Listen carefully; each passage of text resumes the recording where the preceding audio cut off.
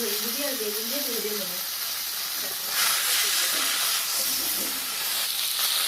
আমি পরিমাণ মতন নুন দিয়ে দেবো।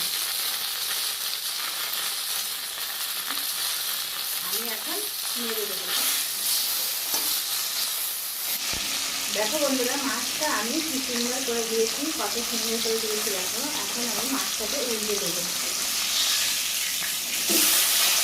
রান্না করবো তার জন্য দেখো গোটা গোটা বেগুন নিয়েছি আর দুটো টমেটো নিয়েছি ছোট পরিমাণে। আর দেখো এদিকে গোটা গোটা করে আমি ভেন্ডিটা নিয়েছি। কিন্তু দিয়ে আজকে আমি রুই মাছের পোনা দিয়ে আমি আজকে একটা সবজি বানাবো। তো চলো, প্রথমে দেখো আমি কড়াইটা দিয়ে দিয়েছি। কড়াইটা দেখো গরম হয়ে গেছে। আমি পরিমাণ মতন তেল দিয়ে দিচ্ছি। মাছটা দিয়ে দিচ্ছি। তেলটা দেখো গরম হয়ে গেছে।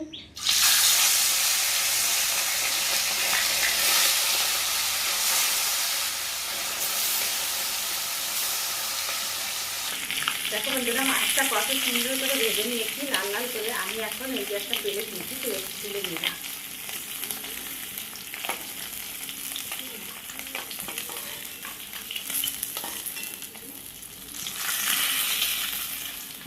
টমেটোটা ভেন্ডিগুলো আগে সুন্দর করে ভেজে বন্ধুরা দেখো গোটা বেগুন আমি এখন একটু ঢাকা দেবো।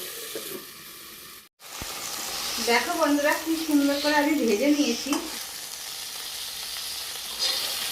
সেটা দিয়ে দিলাম, ছোট ছোট দুটো তেজপাতা দিয়ে দিলাম, কয়েকটা গোটা জিরা দিয়ে দিলাম, দিয়ে রেখেছিলাম জিরার গুঁড়া আর তোমার শুকনো লঙ্কা কেটে রাখা টমেটো দিয়ে দিলাম, পরিমাণ মতন কাঁচা লঙ্কা দিয়ে দিলাম। ভেন্ডি আর বেগুন আমি দিয়ে দেবো। আমি এটাকে একটু নেড়ে দেবো। এটা জল দিয়ে থাকবে অল্প কিছুক্ষণ। দেখো সবজিটাই কি সুন্দর জাল উঠে গেছে। আমি এখন পরিমাণ মতন হলুদের গুঁড়োটা দিয়ে দেবো, কেননা আমি আগে দেইনি, ওই জন্য আমি এখন দিচ্ছি, কেননা কালারটা ভালো আসবে ওই জন্য।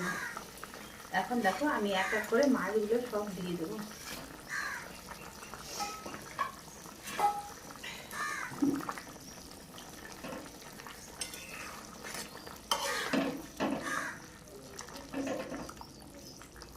রাখবো।